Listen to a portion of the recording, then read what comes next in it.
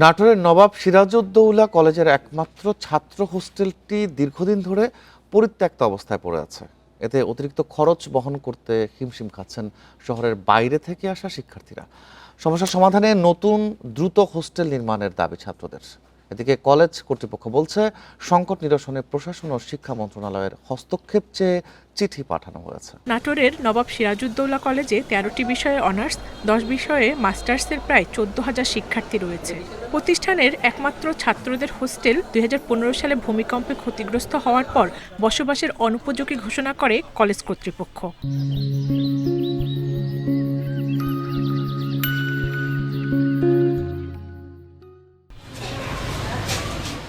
এরপর হোস্টেলটির আর মেরামত হয়নি, ফলে দীর্ঘদিন পরিত্যক্ত হয়ে পড়ে আছে ছাত্রাবাসটি।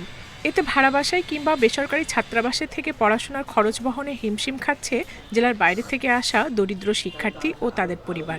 আমি যখন কলেজে ক্লাস করতে আসি, দেখা যাচ্ছে অনেক সকালে বের হতে হয়, তারপরেও এসে ঠিক মতো আমি ক্লাস পাই না, ক্লাস মিস হয়ে যায়। প্রত্যন্ত অঞ্চলের ছেলেরা এসে মেসে থাকতে তাদের খরচ হয়, অত্যন্ত খরচ হয়, এবং তারা একটা ভালো পরিবেশ থেকে বিচ্ছিন্ন হয়ে অবস্থানের মধ্যে আছে।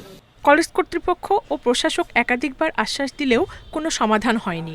এতে ক্ষুব্ধ শিক্ষার্থীরা। এ অবস্থায় দ্রুত নতুন হোস্টেল নির্মাণের দাবি ছাত্রদের। ইতিমধ্যে আমরা এই ছাত্র হোস্টেলের দাবিতে অনেক মানববন্ধন কর্মসূচি পালন করছি। অতি দ্রুত আমাদের এই কলেজে একটি আধুনিক থেকে আধুনিকায়ন ছাত্র হোস্টেল নির্মাণের জোর দাবি জানাচ্ছে সাধারণ শিক্ষার্থীর পক্ষ থেকে। এদিকে শুধু কলেজের পক্ষে হোস্টেলটি সংস্কার করা সম্ভব নয় বলে জানিয়েছেন কলেজের অধ্যক্ষ। সংকট নিরসনে প্রশাসন ও শিক্ষা মন্ত্রণালয়ের হস্তক্ষেপ চেয়ে চিঠি পাঠানো হয়েছে বলেও জানান তিনি। গত 3 মাস আগে চিঠি শিক্ষা প্রকৌশলের হেড অফিসে পাঠিয়েছি এবং আমরা চেষ্টা করছি। ওনারা কথা দিয়েছেন যে ফিজিবিলিটি টেস্ট করে ওনারা কোনো প্রকল্পের ভিতরে হয়তো এটা দিয়ে দিবেন।